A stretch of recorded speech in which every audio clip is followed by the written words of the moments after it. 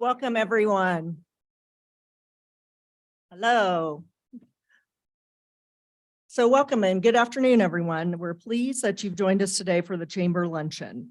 We have a great program lined up for you. So before we begin, I would like to thank Mountain Health Co-op for being our presenting sponsor today. We're so appreciative of your support. Please join me in welcoming Richard Miltenberger, President and CEO of Mountain Health Co-op.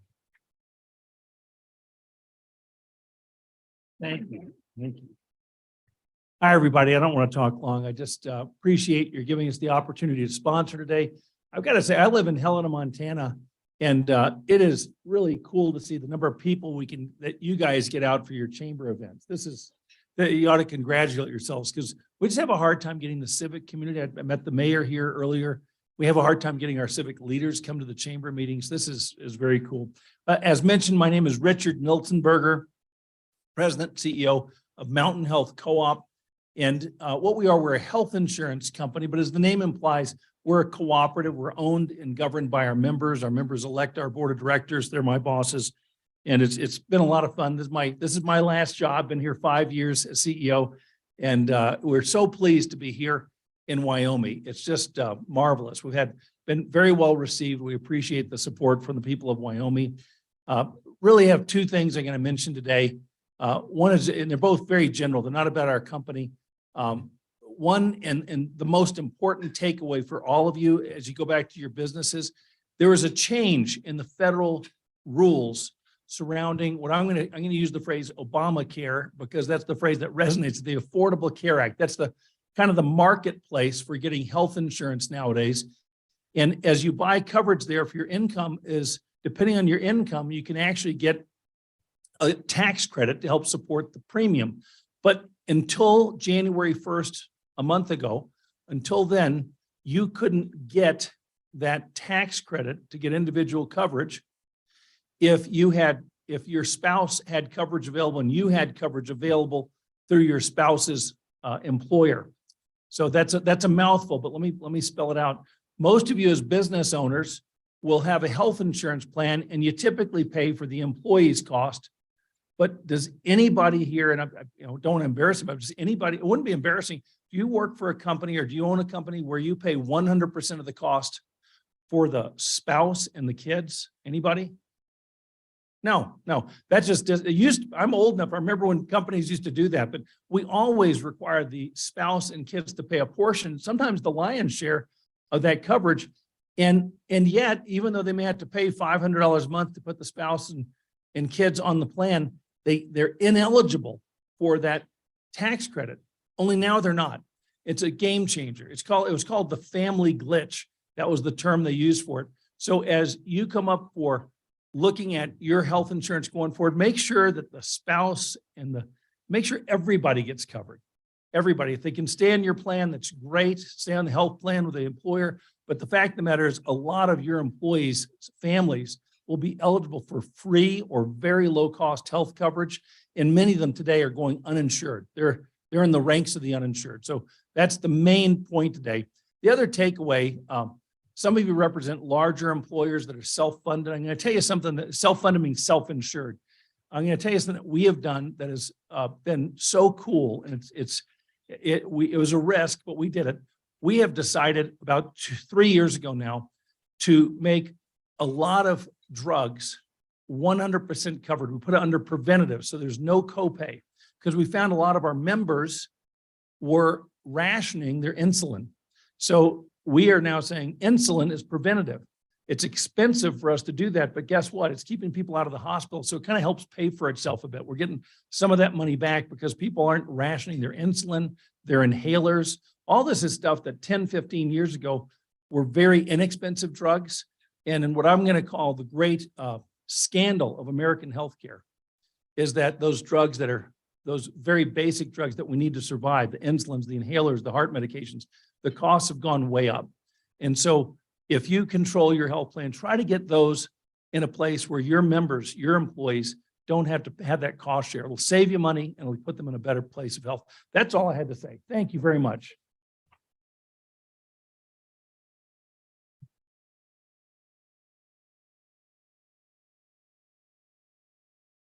Thank you. Thank you so much, Richard. We'd also like to extend a special thank you to our sponsors of today's luncheon. Our silver sponsor is Little America Hotel and Resort.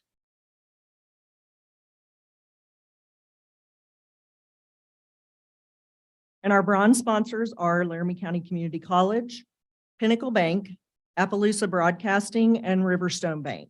Thank you.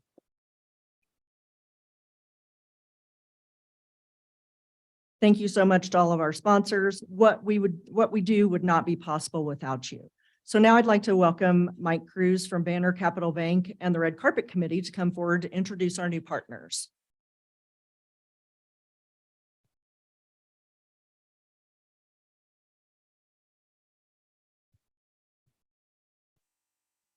Hello, everyone. My name is Mike Cruz. I am a personal banker at Banner Capital Bank and a member of the Red Carpet Committee with the Chamber. As a Chamber Ambassador with the Red Carpet Committee, I get the honor of introducing new Chamber partners for you today. In case you were wondering about all those people who wear red to the Chamber functions, the Red Carpet Committee is the welcoming committee for the Chamber. It is our goal to get new partners engaged and connected. We host ribbon cuttings, present beautification awards a couple times a year, and assist at Chamber luncheons. See Mary Jane or one of us in red if you're interested in joining our committee. So our first new partner today is Amazon. Regional Policy Leader Saskia Young. Amazon is guided by 4 principles: customer obsession rather than competitor focus, passion for invention, commitment to operational excellence, and long-term thinking. Customer reviews, one-click shopping, personalized recommendations, Prime, Fire tablets, Fire TV, and of course Alexa are some of the products and services pioneered by Amazon. Visit amazon.com/about and follow at Amazon News. Welcome to the Chamber. Next up, we have Ranch Eats Food Truck, co-owners Michaela and Troy Strand. They provide fresh, colorful, delicious catering. No event is too small or too large. Their attention to detail delivers tasty grub for all occasions. They provide table linens and china as well. Ranch Eats is also a food truck. Watch their social media page to see where they are next.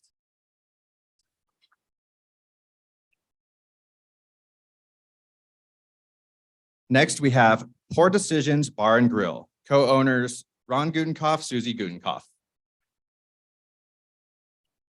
On February 17th, 2020, in Lake Havasu City, Arizona, Ron saw a DUI campaign that read, "Don't drink and drive, don't make poor decisions."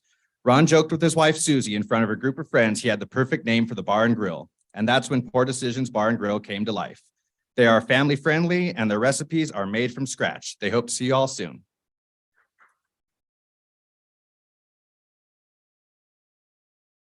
Next, we have Westpac Wealth Partners, financial representative Matthew Samuel. Elevate your financial experience with Westpac Wealth Partners. They focus on strategies for your business, your family, successful entrepreneurs, professionals, executives, physicians, and dentists. Be bold. Contact Matt. No risk, no reward.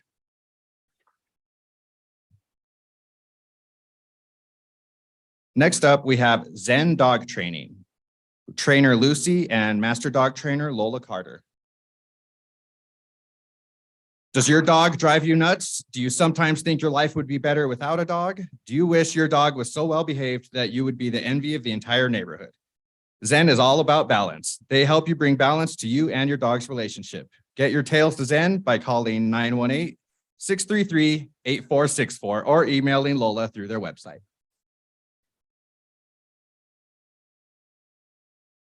Next, we have Taryn Kilty Designs, LLC. Interior designer and owner, Taryn Kilty.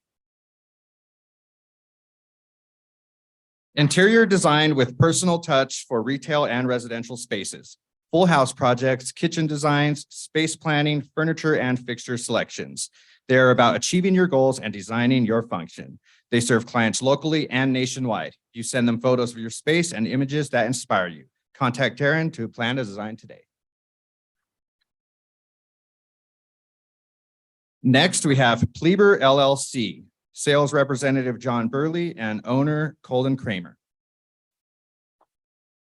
Pleber is a marketing company whose goal is to strengthen the role of local communities in the travel and tourism industry. They strongly believe that building a successful community begins with human connections and involvement. We are offering chamber partners the discounted rate of $79 for the first month. Welcome to Pleber Affordable Marketing. And our final new partner today is Twinkle Twinkle Little Store, co-owners Patricia and Tim Miller.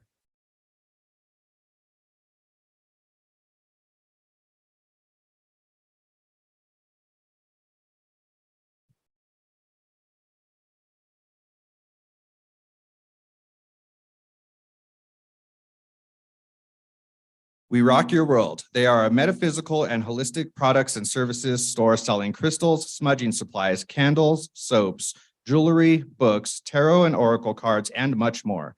Customers of all beliefs and values are welcome. Shop at 3344 Ridge Road.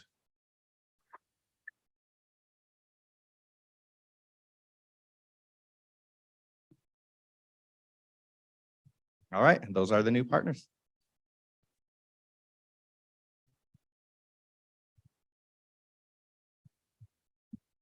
Good afternoon, everyone, and welcome to our February Chamber Luncheon. I wonder if the folks from Zen, do you accept elected officials? We got some state legislature we'd like to send to you, but I'm guessing you'll need to go to poor decisions right after. So there might be business for both of you, right? You notice the I'm just a bill we played before it started. So if some of you could forward that to some of your legislators, I think it would help them in their endeavors as they work forward to understand the purpose. But it's certainly, we are in the middle of the legislative process, and you need to be cognizant of what is going on. So we have a list on our website that we are sending out weekly to some of the bills that are important to you. But frankly, what we're deciding in the legislature right now can have some pretty serious implications for business moving forward. And you need to know about it. And you need to understand what that might do to our business community, to our education system, et cetera. Right? I'll give you an example of that. So there's a bill on the floor of the House, probably already has gone, but it went through general file yesterday, would move homestead exemption to 100%. Right? So you would basically pay nothing on property taxes. So what does that mean for us? What does that mean for LCCC? What does that mean for the city, Mayor? Are you just celebrating that you're gonna have plenty of money next year? No, you're not. Right? What does it mean for our county? What kind of community do we want to live in? So keep up to date, reach out to your elected officials and let them know where you are on some of these issues. Because there's a lot of property tax issues that are very pertinent to you and pertinent to the business community. Some other things that you need to know about House Bill 150, is it House Bill or Senate File? In 151, yeah, Senate File 151, which is a pharmacy benefit manager bill, right? There's two of those bills. 191, I think is going to set. It was the worst of those two bills, but what does it mean in your business if your health insurance rates go up 10 or 20%, right? So small pharmacists, there's some reasons to work on this issue to help them, but none of us can afford that. When I got my bid at the chamber for next year's health insurance, I'm sure just like all of you, you went kind of gulp, right? When you look at, but we need that to retain workers, right? And we need to take care of our health insurance. So that's one you need to watch. We have one that we've been working on a while, and I know the city is supportive of this as well, and fingers crossed, right, which would expand the number of bar and grill licenses across the state of Wyoming.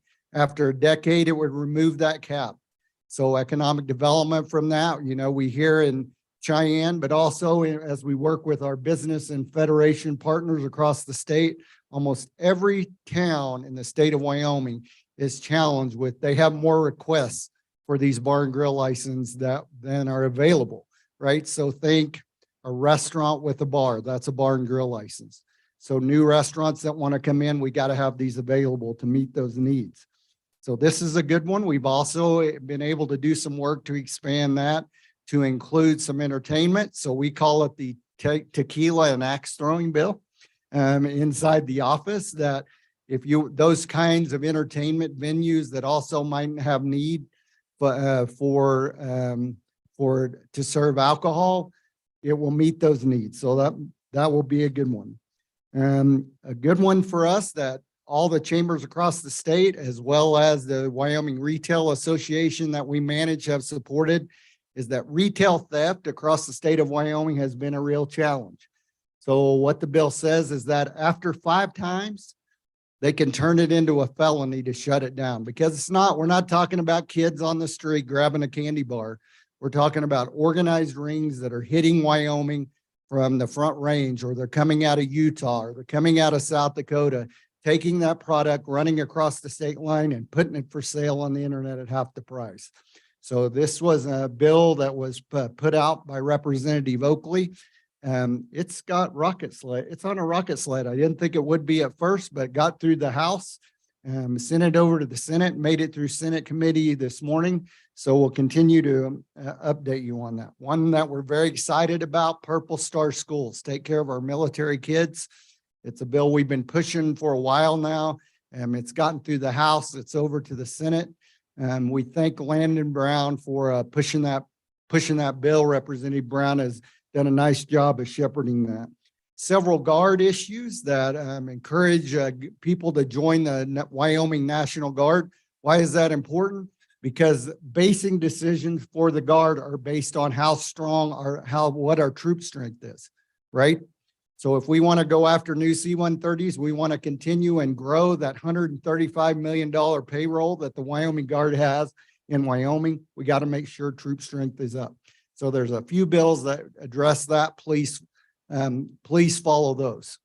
So would also bring to attention, not so good one that we lost yesterday, and that was House Bill 196. House Bill 196, Defend Our Infrastructure Bill, was a restriction on foreign and adversarial ownership of property around military bases, around power infrastructure, around water infrastructure, defending our state. I'm not exactly sure why I understand all the pushback to that, but it is challenging. We had big support from WEDA, Wyoming Rural Electric supported us, the Mining Association, but this is an issue that's going to be a continued effort in this state, and we need to focus on it so we get this problem solved moving into the future. We've got to help defend our nation with our efforts. I will tell you the irony there is that at the same time they were taking that vote, a Chinese spy satellite was flying across the north side of Wyoming. There's a little irony there. But a couple of the people argued that we don't have anything to worry about this in Wyoming, except for. All right, so keep an eye on the legislature, right? It's important to all of us, and it will shape the future of our state. And it is up to us to weigh in with our elected officials. So keep watching. We'll send you info, gather it from other places. If issues pop up that you see, please call our office so that we can look at them. April 18th through the 20th will be our annual fly-in to DC. Hope that any of you that can will go with us to that. This is our effort every year to talk to our federally elected officials, as well as officials out of Nebraska and other pertinent states. That will make sure that we fund the things we need. So we talk a lot about the military, but also roads, also Front Range Rail, also these things that the federal government has to weigh in with us in. They're good discussions. They're important discussions, and we will shape this state by the amount of money we can make sure and kinds of regulations we make sure happen for our neck of the woods. February 9th is Business After Hours with Blue Federal Credit Union. There's too many blues, right? Blue Federal Credit Union. So that should be a great Business After Hours. We hope you will make an attempt to join us for that.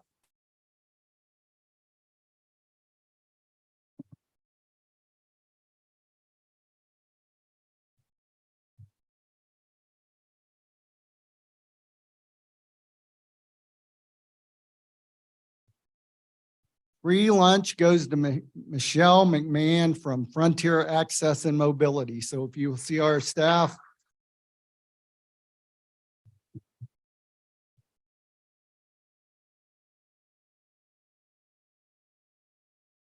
Need one more.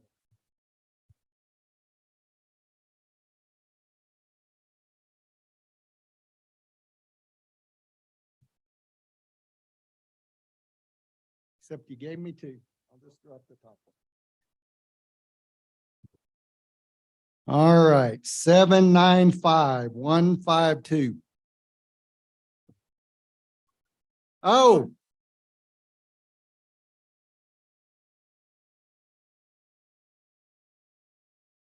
You get to come get your money.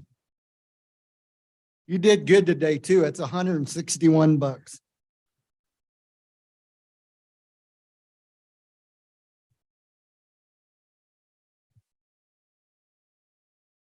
It's a half pot, so that might just be 80. I don't know, but anyway.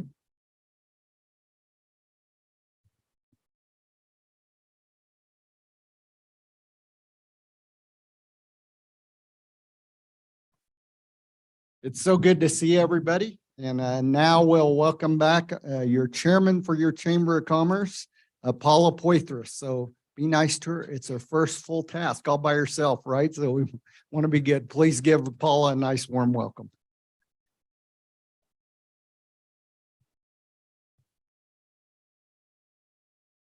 I don't know, some of you may not like me after this, so. But thank you, Dale. Our speaker for today's luncheon is no stranger to the business community or the chamber. He doesn't really need much of an introduction other than the fact that he is not a Kansas City Chiefs fan, so. So please join me in welcoming my friend, Dr. Joe Schaffer.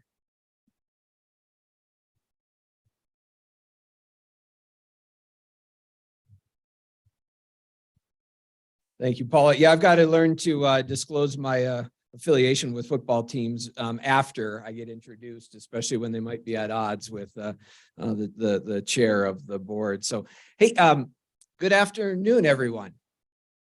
Great to see everybody here. Thanks for giving me some time to come and talk a little bit about workforce. I'm going to talk about workforce development, but want to talk about it in the broader construct of really the past and the future of your community college and LCCC. And so I think we can pull a presentation up if we can. I want to make sure I've got this all working right.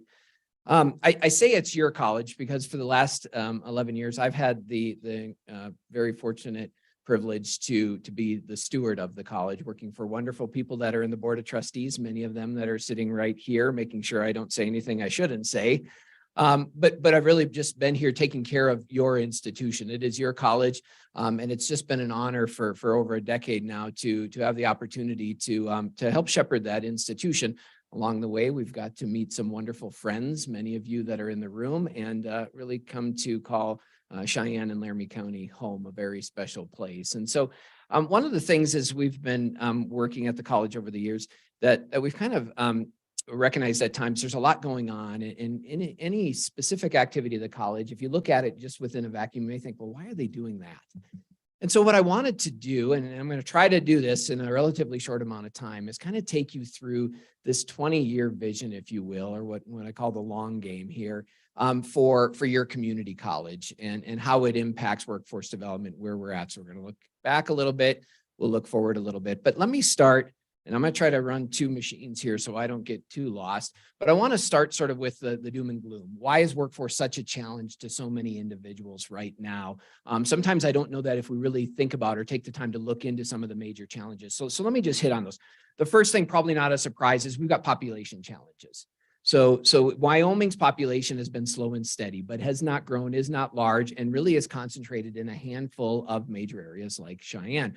While the states around us are doing just the opposite. Certainly we look what's happening in Colorado, but also in Utah and Idaho, meaning that just from a sheer numbers game, we are not competing and staying up with what other states are when it comes to the pool in which we would draw our employees. And where our population are changing, we have some struggles. Wyoming's aging faster. You know, between 2010, 2020, the population age 80 or 65 and older grew 48.2%. We're one of the fastest aging states in the United States. And then when we look at our youth, we're also one of the states with the highest out-migration rate of individuals who are 40 and younger. In fact, I think it's only Hawaii, Alaska, and the District of Columbia have a higher out-migration rate of 40 and younger individuals. And then most of you have seen this stat or heard this stat, 60% of our 18-year-olds today will not be in Wyoming in 10 years. So some significant challenges. And then when we speak about youth, there's also other things that are happening. High schoolers aren't working anymore. And I've got one and she needs a job. So if you're hiring this summer, I want to know because she's going to be working without a doubt. But really a precipitous drop really from the early 90s in the rate at which high schoolers were taking jobs with that. So back in 1979, we had about 60% of our teens were employed. In 2018, it's 35 and it's dropped since the pandemic as well. Huge pressure on the retail and service sector. And then let's talk about immigration. So America is a country that was built on the labor of immigrants. And it's not hard. I tell you, just do this in the back of your mind. How many generations do you have to go back before you touch an immigrant? For me, it's 4 to do that. And so I know there's a lot of politics around immigration, but the reality is that when there was substantial immigration policy change in 2017, the pipeline for immigrant labor into the United States was constricted. In fact, the estimates are we're probably about 3.4 million fewer in our labor force as a result of those changes in immigration. And certain industries feel it a whole lot worse than others. So if you're in construction, if you're in leisure and hospitality, agriculture and manufacturing, you're going to see that even more. And then we've got these populations that have just disappeared from our workforce, mostly since the pandemic. We saw a significant shift of early retirements in the pandemic, 55 and slightly older, who retired and have never returned back to the workforce. A little bump as we came out of the pandemic, and then they've essentially retreated again. And so 55 and older have essentially left. We lost over 2 million women out of the workforce during the pandemic, and they are just now starting to re-enter the workforce. Men didn't drop out as much, but they have been much slower to re-enter in the workforce since the pandemic as well, putting incredible pressures on us. And so what does that give us? So at a time of unprecedented job growth, we've got essentially full employment, 3.5% unemployment rate. Twice now, here in the last 4 years, we've seen for one of the first times in a long time in history where the number of jobs available have exceeded the people who are available to actually take them. We saw it happen in about 2018. There was a sharp correction during the pandemic, and it took us a whopping 1.5 years at which those crossed again, where the jobs increased and the numbers available decreased with that. And then there's this skills gap. So even those that do apply or here are to work, we're seeing more and more, they don't come to you with the requisite skills to fill the job that you need them to take. And this is especially acute in some of the areas where we're trying to diversify as a community, right? Manufacturing, technology, healthcare, engineering. So we have a skills gap. So what does this all mean? How many of you are familiar with Maslow's hierarchy of needs? Everybody hears that, right? Basic needs all the way up to higher order thinking. So this is Joe's hierarchies of employers' needs, right? When things are clicking along, right, and we've got our ability to choose anybody, we're looking for those applicants that are skilled, they've got that work ethic, they've got the soft skills, and they come to us with a lot of experience, right? If we can't get that, then we'll look at the folks that have preferred qualifications. You know, they come in, they can step into the job. Maybe they got some soft skills, but for the most part, they can come in and they can step in the job. When we can't get there, then we're looking at those folks that just have the minimum qualifications and we can train you, right? So come in with the minimums, we can train you. But at the bottom of the hierarchy is please get me somebody to apply for my job. How many of you have been in that place lately? And that is where we are spending far too much time right now. So everybody is feeling this pinch because of all these compounding factors. And I'm not touching on the shifts in work ethic and expectations, all that other good stuff. These are real structural things that are impacting our ability to get people to apply for the jobs that you want to fill that drive our economy. So what's LCCC's role in this? And that's really what I want to talk about, is a little bit about what is our role. And there's some fundamental things that we believe and the board believes. One of those things is that for Wyoming to grow and prosper, certain communities are going to have to take a heavier lift. And we like to say that there are communities like Cheyenne and Laramie County that if we prosper, so will the state of Wyoming. And there's a handful of us that are going to have to do more. Because of LCCC's presence in Southeast Wyoming, then we recognize we maybe have to take a bigger lift as well. But what's empowering for us is knowing that what we do, this little college in Cheyenne, Wyoming, can have an impact not only on our community, but our state and certainly our region. And so we fundamentally believe that. So let me talk to you about this long game. I kept saying this at home, and my 16-year-old daughter said, I thought it was the lawn game. I said, we're not throwing darts, honey. It's the long game. It means long time for this. And so I'm going to tell you a little bit about the 20 years past or the 10 years past and looking ahead 10 years. And for those of you that just want the high level cliff notes, just give me the hacks. Here's basically what it looks like. First thing we had to do was build the foundation to work from. The second thing we had to do was make LCCC a place where people wanted to come and wanted to be at. The third thing was to ensure when that they came to LCCC, they would actually be successful in whatever their pursuit was, whatever they were trying to do.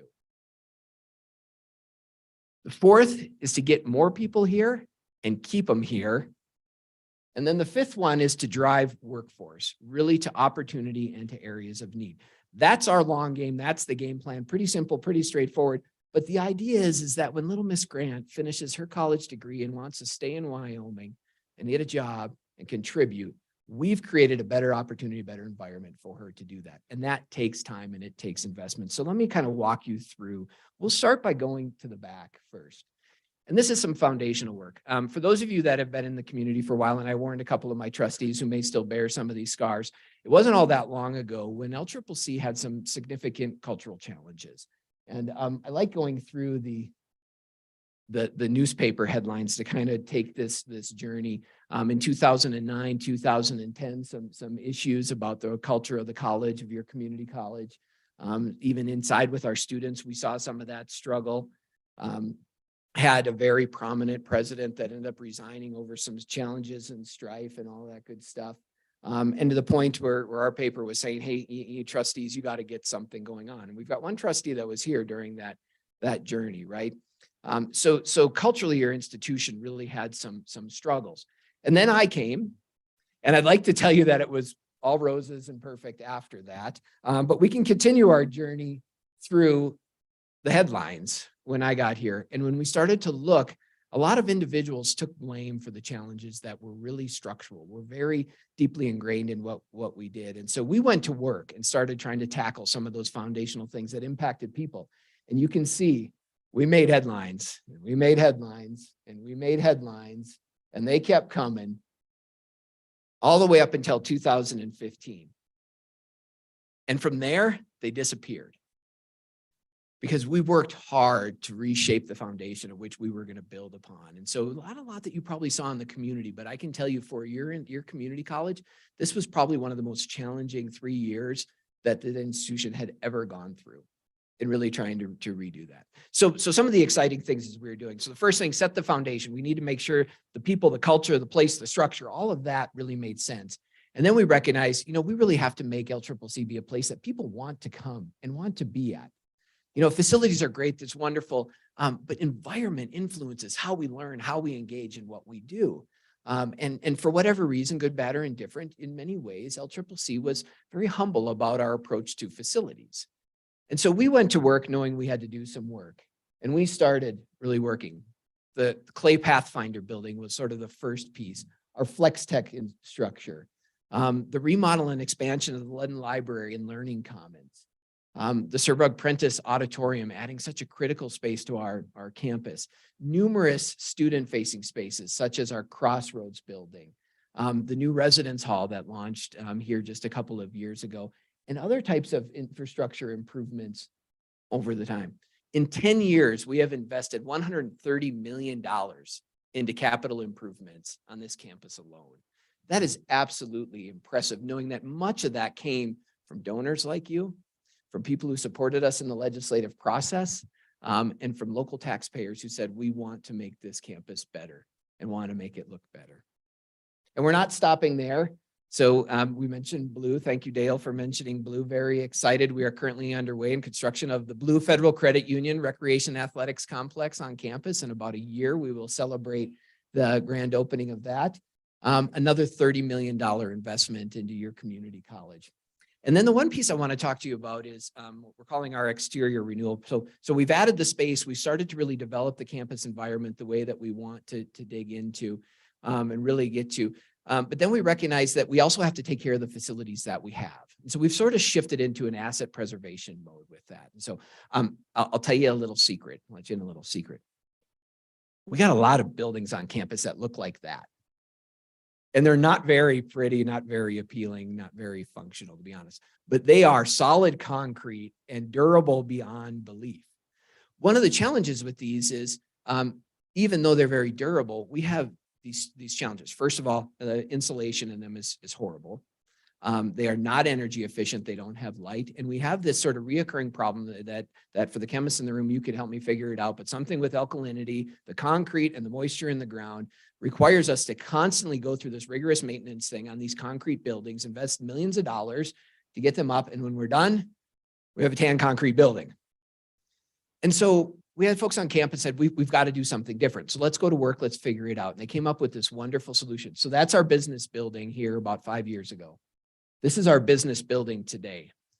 And working with architects and contractors, developed a system in which we can seal the buildings, increase insulation, increase energy efficiency, and make them look entirely different. And so that's where our focus is going from here on out. And so we've got 4 phases where we're going. The first phase will launch here with some money in the current state-funded capital construction bill. Hopefully that makes its way through. And we're going to tackle 3 of our oldest buildings. First, the administration building, the Center for Conferences and Institutes, and our training center. Many of you have been on there. And then we've got 3 more phases. This is going to be another 10 years of where we're slowly going to continue to transform LCCC. Okay, so build a foundation, make LCCC a place where people want to come and want to be. And then we had to ensure that when they get here, they were successful. And I'll share this graph. In 2010, our graduation rate at LCCC was 14%. We touted ourselves as the biggest college, fastest growing, wonderful college, and we were. Lots of enrollment. 14% of the students who are most likely or should be most likely to complete their educational goal, their college credential, would actually do that within 3 years. That was less than half of the average of Wyoming community colleges and half of the United States. So we were, for year after year after year, the lowest graduating rate in the institution. We were not making individuals successful. So let me shift here quickly and talk a little bit about people. So education is a business of people. We work with students, we work with families, we work with faculty, we work with staff. People are wonderful, they're colorful, and they're completely irrational at times. And so one of the things that we've really had to learn and dig into is really the behavioral science and the things that drive people and their choice and what they do. And so we've spent a lot of time with looking at behaviors and rationality, non-rationality, all that good stuff. But choice architecture and decision science became something really important to us. Because what we found in higher education, many of you have had this experience, we don't do real well in helping students or helping people navigate choice.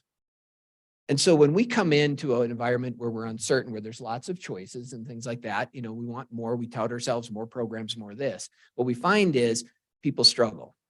They either make the wrong decision because of irrationality or bad advice, or they get into decision paralysis and they don't make any decision at all.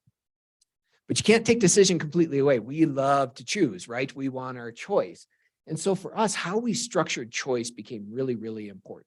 So when you see this every day, right? We organize restaurants by cuisine. You go in, you pull up a menu and you see it and they have it organized by specific entrees. So you can quickly decide, am I in the mood for a steak? Am I in the mood for a salad? And go through. Amazon has been, welcome Amazon. Thank you for the membership. That's great. Has been, wonderful at this. As they grow and grow and grow, they help us navigate by structuring choice. If you go and you want to check the value of your car, or you're pricing a car out, car agencies, all those companies have helped us do that.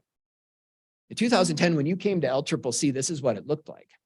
We've got 140 some programs. Come in, the world's your oyster. By the way, you are now 18, which means you've had a magic switch flip within you from high school to the fall, in which you are completely competent, capable, and understand every word we use and the ability to make the best choice that, oh, by the way, will define the trajectory of the rest of your life. How many had a college experience like that? I remember the days lining up in a gym with all these people to go up and register for class, and they say, what do you want to take? I don't know.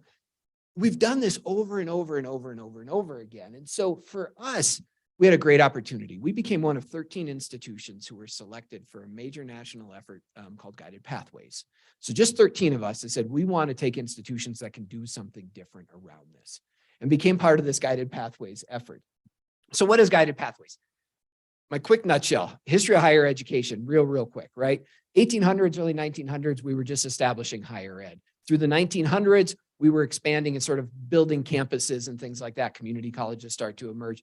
Post-World War II, with the Higher Ed Act, and everybody's like, we got to get people into college, went into this massive access movement. And so the community colleges were founded on this idea of access and affordability. And we got everybody in. People could go to college. In 2000, there was this thing called the Spellings Report that led to something called No Child Left Behind and a few other things that became sort of the precipice in which people started saying, now we have data systems to tell us how well those students are doing. And guess what? When all those lights started to shine on community colleges, yeah, we had everybody coming, but they weren't leaving and they weren't doing very well. Ours was 14%. There was major institutions in Texas that were at 7% graduation rates and below. And so what happened when really where Guided Pathways came from is it became a research-based framework that would help us basically redesign the institution to get more students to succeed. And there's some very basic principles. You'll probably say, God, those are no brainers, Joe. Let's just look at those. But one of the things we found is that students will succeed at a much higher rate if they choose a program early on. They develop a plan to navigate that. They have a clear roadmap for how to get through and get done with it. And they have support along the way. Sounds pretty simple, right? How many of you had the college experience that was like that exactly? I hope some people did, because there are a few. Most of us did not. It was the world's your oyster. Good luck, right? You know, and that's the challenge. So this is the pathway. And so for us, we were fortunate to work with the folks that literally wrote the book on redesigning community colleges, our good friends at Columbia University's Teachers College. And Guided Pathways was 4 basic pillars: clarify the paths, help students get on the path, keep them on the path, and make sure they learn what they need to learn to do that. For us, that was 3 years of hard work of essentially restructuring and redefining all of our institutional processes. And I could talk for hours on that. But today at LCCC, there are 8 pathways. We've structured that choice. Students do career exploration to determine which pathway they're going to enter. When they enter it, they can still explore, but progress without losing time and losing money. And it's really, really helped us. In fact, I see the good superintendent is here. Dr. Crespo's back there. She's been a wonderful partner. Laramie County 1 has aligned their academic curricular structure and how students navigate their curriculum with these 8 pathways, because it's incredibly powerful when we help young people starting to think about their future and looking what exists to broaden their horizons. And it's working. So remember that 14%? So our cohort that entered 14, the cohort of students that entered 2018, 38% graduation rate. 14% to 38% in 8 years. This is what I'm excited about. So here's our journey with that. You can kind of see it. Yeah, thank you. So here's LCCC. Here's Wyoming. Here's the United States. That cohort in 2018 is the first time in our history where we were better than the state average and better than the national average with graduation rates. It's making a difference. Thank you. And because of time lag data, of course, that's the cohort in 2018. Wait till you see the ones that entered in 19, 20, 21. We'll see what COVID does to some of these numbers. 38% isn't good enough. Even when we add those that transfer without a degree to the university, it gets up to about 64%. We know we can do better. We're going to keep working on that. Okay. So build a foundation, make it a place people want to be. When they get here, make sure they're successful. Now we're looking forward as part of our strategic plan 2030, what we're doing, what we're looking at. And the first thing we're doing is we want to get more people here. So I will tell you, every year during commencement, I will have a parent or a family member come up to me from central Nebraska, from South Dakota, lots of times from Colorado, and they'll say, Dr. Schaffer, LCCC is the best kept secret. And I told my cabin, I told folks on campus, if I ever hear that again, I'm going to throw a fit. We should not be the best kept secret. We should be the best known value within our entire region for what we offer. In fact, Wyoming needs to leverage higher education to bring people here, educate them, train them, and keep them here as one of our solutions for workforce development issues. And so we've set a lofty goal. First thing we're going to do is we're going to be the best known education value within 350 miles. 350 miles is a big radius, includes all of Wyoming, all of Colorado, into Salt Lake, into Montana, into Nebraska, and into the Black Hills, growth areas for us.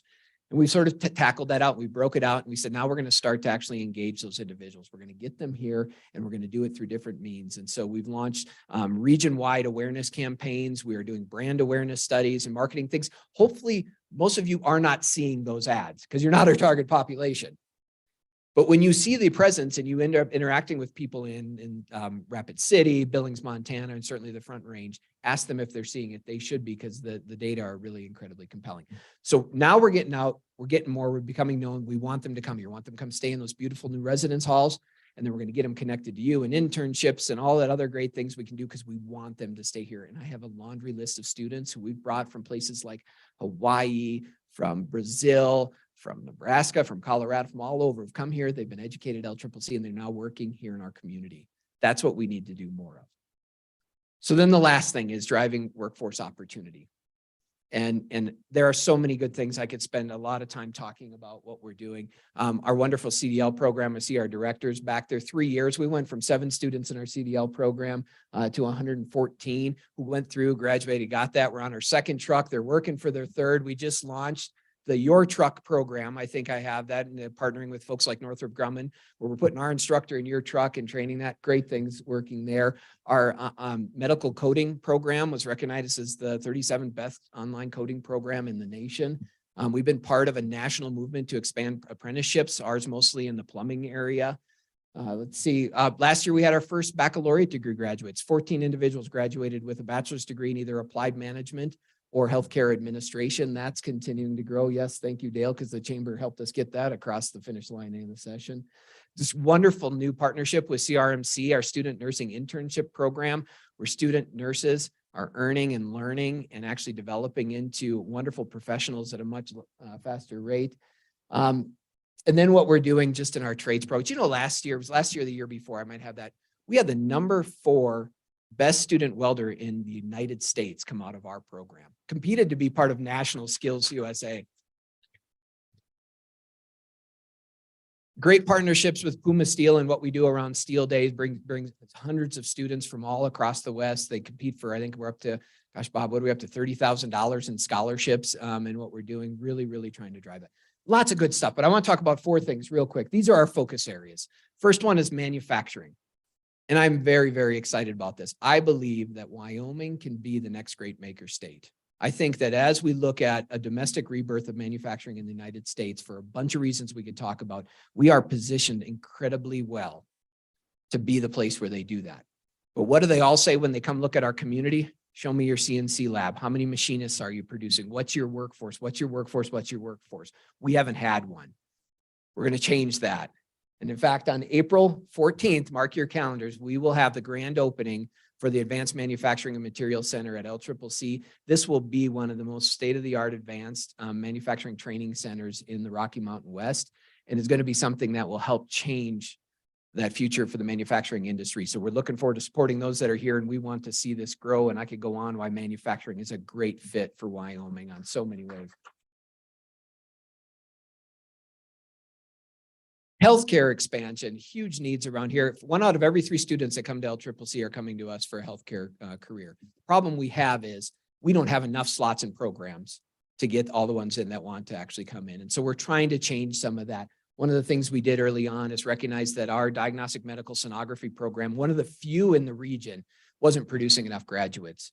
And so we started with 8, we went to 12, we're now accepting 16 students in that program, and it is incredibly competitive and growing beyond belief. As part of the Wyoming Innovation Partnership, Governor Gordon's major innovation initiative around coordinating higher education and business, we're launching an echocardiography program. I'm actually impressed I can say that without stumbling over that. Again, there is just a handful of these programs across the West that are producing folks. And one of the things we saw post-COVID is the need for these individuals to work with cardiologists and others is just increasing. Wonderful careers. That will start next fall. Great partnership with CRMC. They were a wonderful partner who stepped forward and said, post-pandemic, we need more respiratory therapists. We do not have them. We need them. Can you start a program? They stepped up and helped us financially, and we are underway adding a respiratory therapy program. That'll take its first cohort in the fall of 2024. And so many more things. Nursing is still an issue. And it's going to be an issue. And so we're working on early stages for nursing expansion, both of our RN program.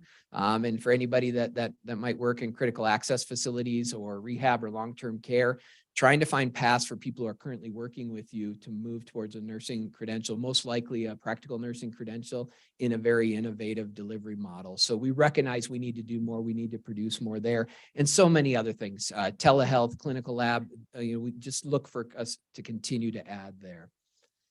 IT program expansion is the third area, and really excited about this. So we've got some data. We haven't published it yet out of our Wyoming Center for Business and Economic Analysis, and basically looking at the impact of certain industries on economic growth. Right now across the United States, or I should say pre-pandemic across the United States, the IT industry contributes to 20% of all economic growth. 20%. We've got a sweet spot here, and we know we need to grow this. And so we're doing it in two areas we're doing really well. One, of course, is our partnership with data centers. And you can kind of look up on the screen there and see where all the Microsoft Data Center Academies are located all over. And then one right here in Cheyenne, Wyoming, actually been award-winning the data center program. And then the work we're doing in cyber is really another thing that's incredible. If you get a chance to come out, we actually have a scaled modeled cyber city where we run cyber attacks and have students work through scenarios. We have a cyber range. The stuff we're doing out there is fantastic. And there's so much more that we've got going on with our credentials. But I want to talk about the future, because we will be working on adding applied programming, additional baccalaureate degrees, mobile development, DevOps certification, so many things in IT, because we really need to grow this industry. And then the last thing I want to talk about is developing entrepreneurs, because this is an area that we've been trying to figure out how we crack this nut. Really since we did Forward Greater Cheyenne planning here back in 2016 or 17. I love the work we do with Cheyenne Leads. I firmly believe in business recruitment and expansion, but I also fundamentally believe that Wyoming's path to economic stability and diversity is not going to come from business recruitment alone. It can't. Where it's going to come from is when we find people who are already committed to being here, have great ideas, want to launch a business or have started a business, and help them do that. We have one of the highest rates for business starts. Thanks, Bob. One of the highest rates for business starts. We don't get them to maturity. We don't get them to last. We need to do that. And it is a messy, interesting, fun, creative, frustrating business, this entrepreneurship stuff. But we basically have a state framework, five elements that we're trying to build out. I'll run through them here quickly. Connect. We need to find to build networks to get individuals to connect. We need to help them launch. For us, we'll be opening up our Fab Lab and Concept Forge, where we can do rapid prototyping and actually help people launch. We have programming. We need to expand those opportunities, connect them to mentors who have been successful in those areas, incubate them. Derek, I saw, where are you, Derek? Impact 307, did he take off? Brand new installation of Impact 307 Cheyenne office on the campus. Great to see what we're going to do to incubate businesses and then find a way to fund them and really invest in opportunities for short-term capital.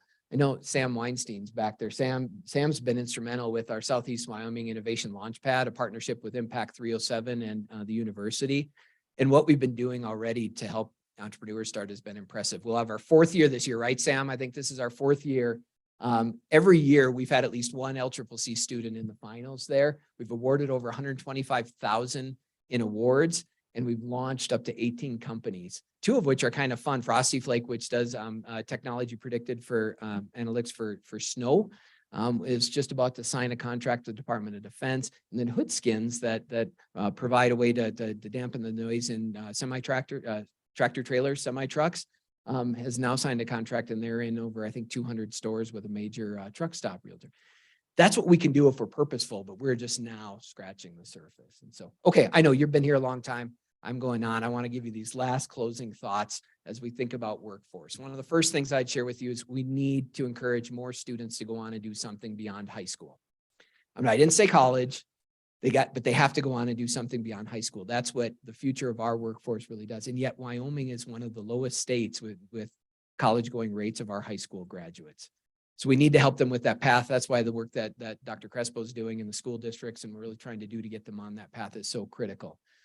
Second, when they don't enroll immediately, we have to give them a path to come back when they're ready to come back. And we don't do that in Wyoming. Right now, one of the biggest bills we're watching is House Bill 30, which would actually fund what's called the Wyoming's Tomorrow Scholarship.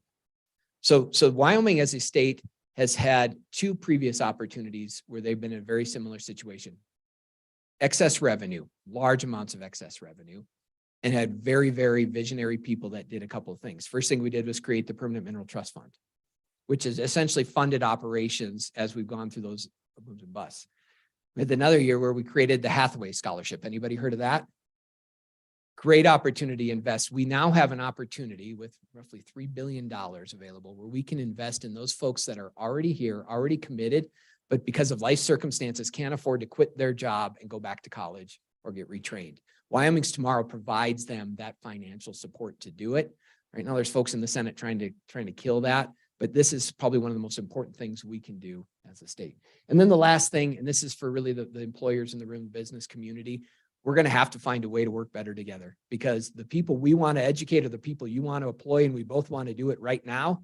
And that means we have to find ways to start bringing learning and earning closer and tighter together, and we'll do that. So with that, lots of good stuff. Thank you for bearing with me. I wanted to give you that picture of where we've been, where we're going, the impact we think we can have on this community, this state, this region, and do it in partnership with all of you. So thank you for listening to me.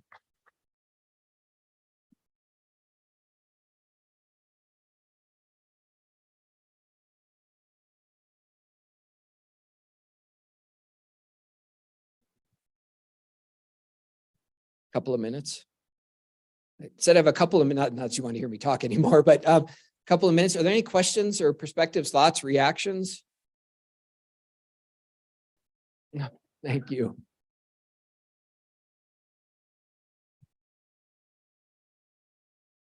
Oh, yes, sir.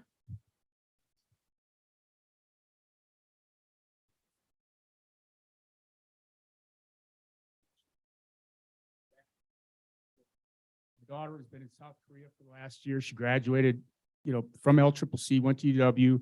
She's going to be coming back, just changed her life, the whole experience at LCCC. She worked at the bookstore too. She loved it. And then my son, he graduated kinesiology degree. Now he's back at physical therapy with you guys. And he is so excited about the therapy. He's going to be doing a year in Prosser, Washington. So you just changed our kids' lives. Thank you. Thank you for sharing that. Yeah.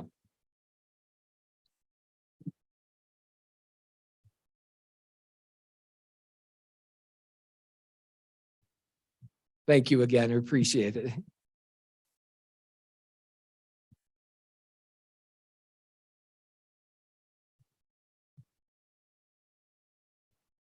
my gosh, I don't know about you guys, but I'm a little overwhelmed with all of that. What an amazing place. Oh, that's just fantastic. Dr. Schaffer, thank you so much. We're so excited to have cultivated a great working relationship with you and LCCC. We're hopeful for what the future holds for our students and the workforce.